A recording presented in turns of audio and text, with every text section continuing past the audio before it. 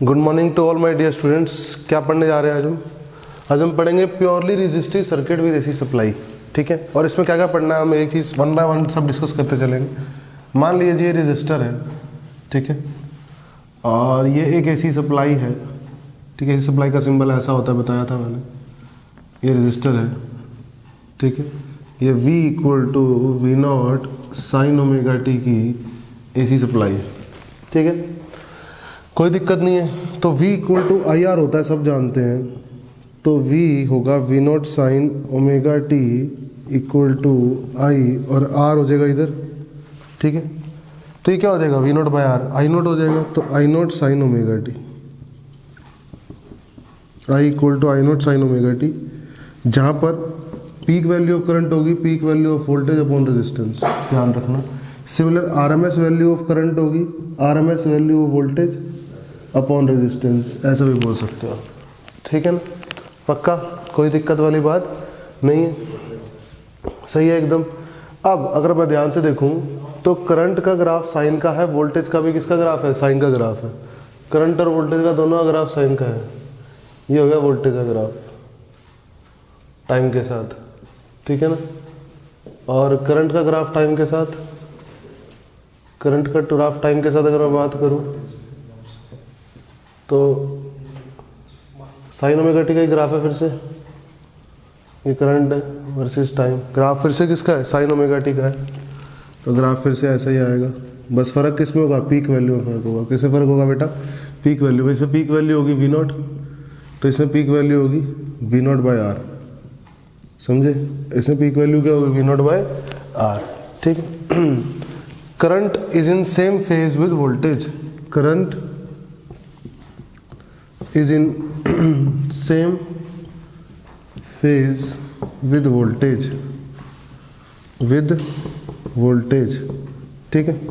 Power की बात करते हैं तो पावर होता है वी आई, ठीक है। तो वोल्टेज है V naught sine omega T, current है I naught sine omega T, ठीक है। तो पावर इंस्टेंटेनियस हो जाएगी V naught I naught sine square omega T, V naught I naught sine square omega T, power instantaneous हो जाएगी। सही है, पक्का। तो एवरेज क्या आ जाएगा, power average for complete cycle आ जाएगा वी नॉट आई नॉट, और साइन स्क्वायर ओमेगा टी का एवरेज होता है हाफ। आरएमएस में मैंने आपको ये चीज़ पढ़ाई थी, साइन स्क्वायर थीटा का एक पूरी साइकिल के लिए एवरेज क्या होता है, हाफ। ठीक है ना, तो V naught I naught by 2 आ जाएगा। ठीक है, या फिर सोच सकते हो V R M S I R M S, ठीक है, क्योंकि V naught by root 2 into I naught by root 2, ठीक है ना। इसको ऐसे सकते हो ना, V naught by root 2 into I naught by root 2, सही है, पक्का। अब अगर मैं बात करूं फेजर की, किसकी बात करूं, फेजर की बात करूं अगर मैं, तो फेजर में क्या होगा, फेजर में हम सबसे पहले फेजर कैसे ड्रॉ करते हैं, सबसे पहले तो ये सीखना जरूरी है।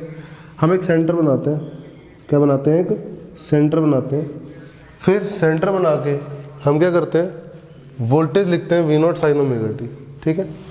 तो ये जो पीक वैल्यू है ना, ये पीक वैल्यू होता है रेडियस, क्या होता है, रेडियस सर्कल का, ठीक है। और ये ओमेगा टी होता है फेज, ठीक है। तो ध्यान से देखेंगे तो यहाँ से ये एक रेफरेंस लाइन ड्रॉ करेंगे हम, ये रेफरेंस लाइन होगी, ध्यान से समझो, ठीक है।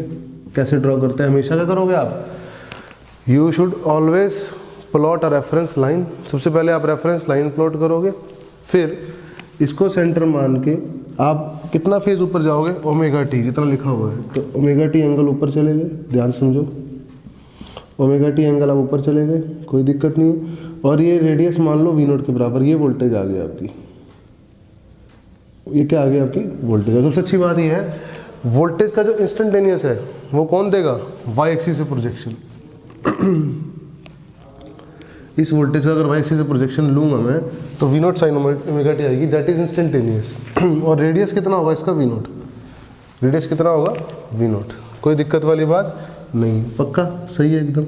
अब अगर मैं बात करूं करंट, तो करंट क्या है, करंट है V naught by R sine omega T, V naught by R sine omega T. देखो ओमेगा टी ऊपर ही है, करंट भी ओमेगा टी ऊपर ही है, करंट भी, और मान लेते हैं करंट आ जाएगा कहीं यहाँ पे,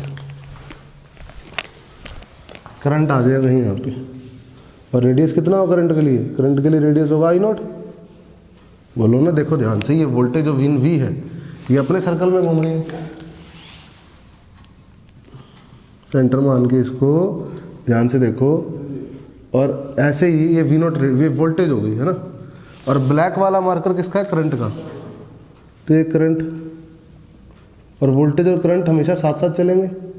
बोलो, जब वोल्टेज करंट यहाँ है साथ साथ ही यहाँ पे आएंगे, साथ साथ ही यहाँ पर आएंगे, साथ साथ ही यहाँ पर आएंगे, टाइम बदलता रहेगा। तो समझ में आ रही है मेरी बात? तो ये रेडियस कितना होगा? आई नॉट होगा, और ये क्या होगा? आई होगा। ठीक है, तो current is in same phase with voltage, ठीक है ना, current is in same phase with voltage.